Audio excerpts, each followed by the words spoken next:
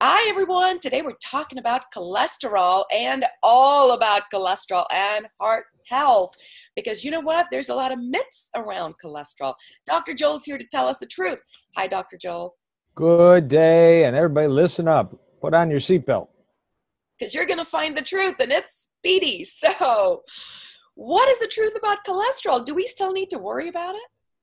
Yeah, so there's two questions there. One, there's dietary cholesterol. If you eat a plant, beautiful orange, apple, bean, whole grain, tempeh soy, there's no cholesterol in plant foods. There's only cholesterol in animal foods. That hasn't changed. There Okay. might be some debate.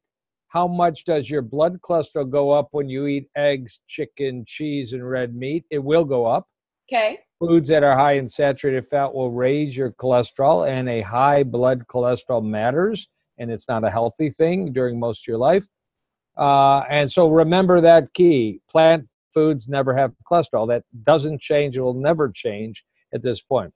And then the second issue is, does blood cholesterol matter? And nothing really has changed there. There's recent scientific studies, large ones. Hmm. You can have a cholesterol 300 and never have a heart attack and stroke. And Oh, you can have a cholesterol of 155 and have a heart attack and stroke. Nobody ever said cholesterol was the only thing that matters. Smoking matters, blood sugar matters, blood pressure matters, and 15 other things matter a lot, all of which I measure in my patients, who we'll talk about further in this.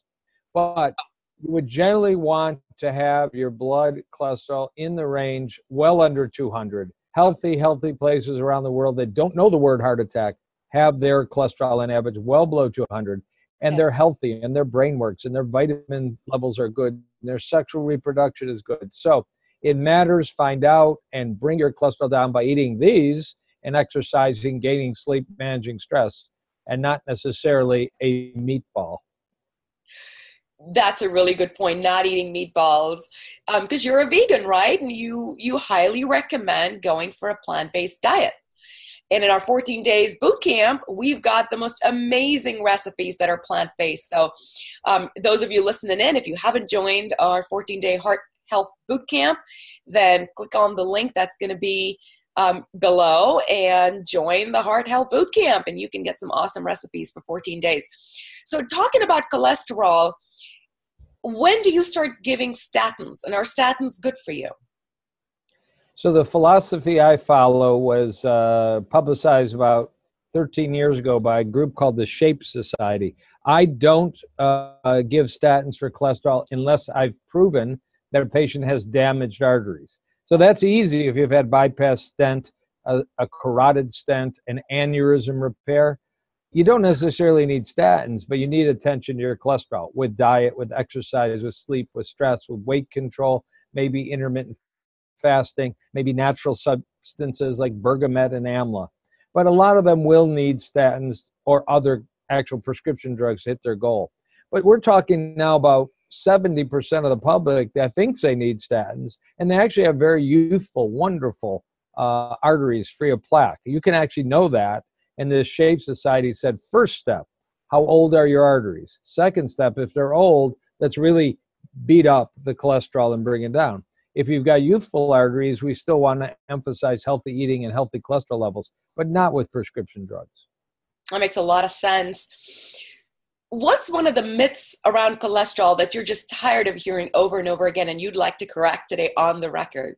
Yeah, maybe number one is you need a lot of cholesterol to support healthy hormones. You know, cholesterol is the backbone of testosterone, vitamin D, cortisol. These are all important hormones for life, without doubt, important hormones for reproduction. But there are places in the world, again, they don't know the word heart attack and stroke.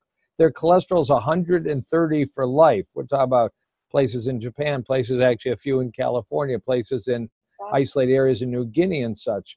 And they have great testosterone and great vitamin D and great cortisol levels. You can have a healthy cholesterol level and also very healthy hormonal levels. Similarly, I have many patients, their cholesterol is over 300.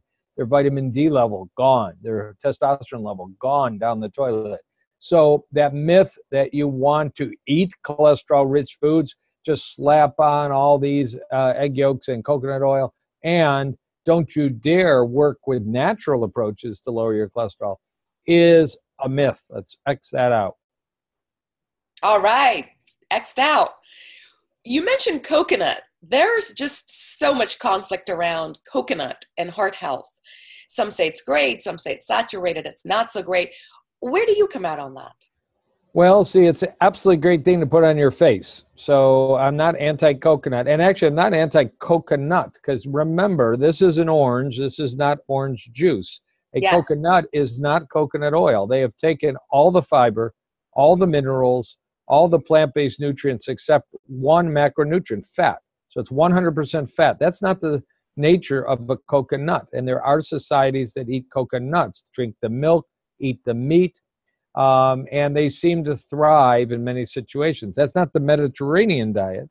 It's not native to the Mediterranean diet, even though some pseudo-scientists with medical degrees after their names try and add coconut oil to the Mediterranean diet.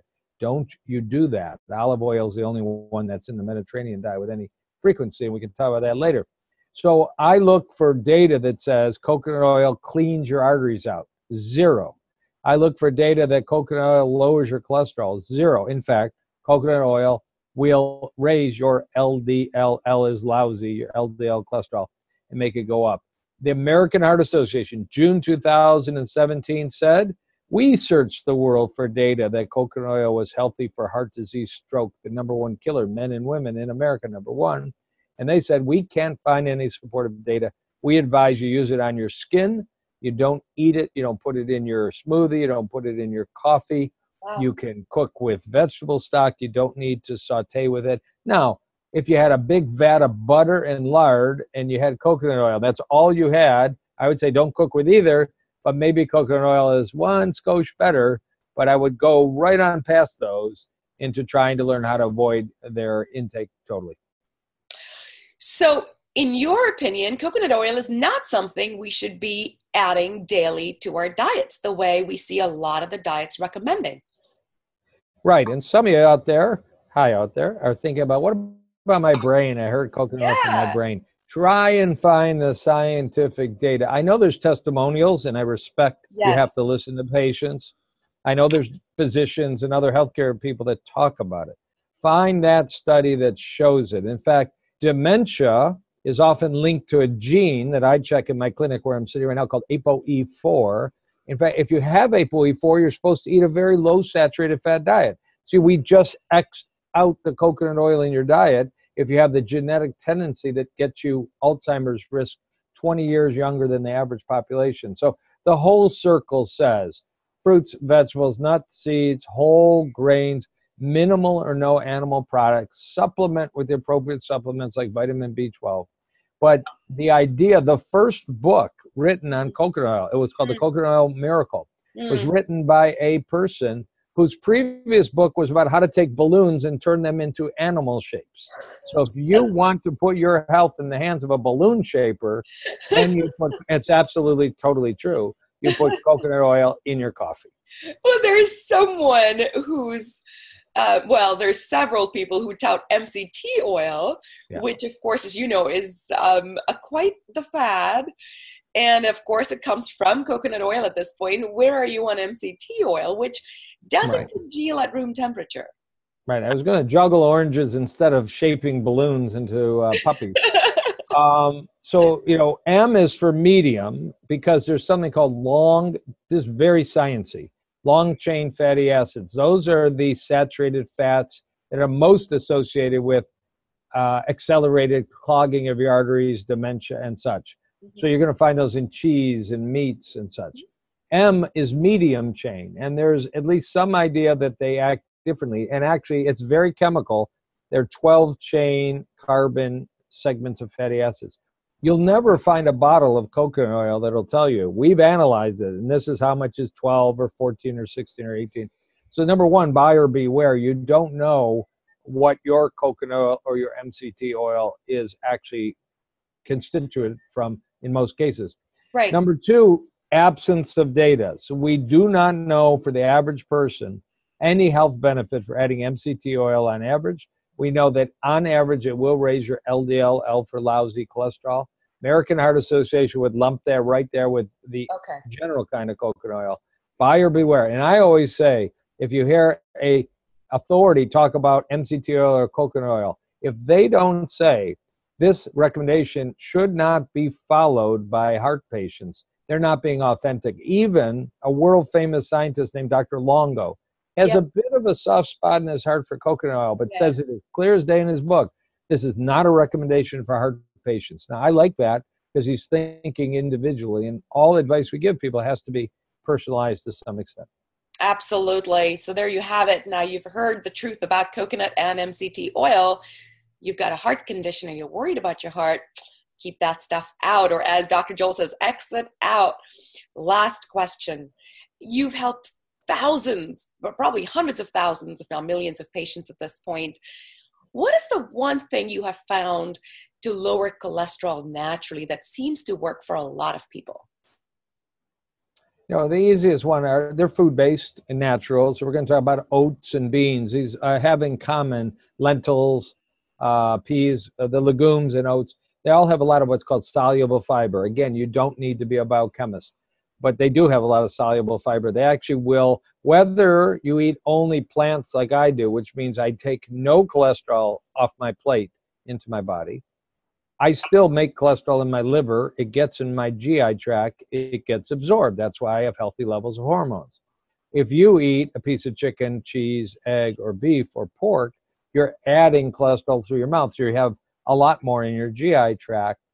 No matter what, if you eat a lot of this soluble fiber found in beans, found in oats, you will bind some of that cholesterol. You'll grab onto it. It will never get into your body. So cholesterol will go down with a big bowl of oatmeal.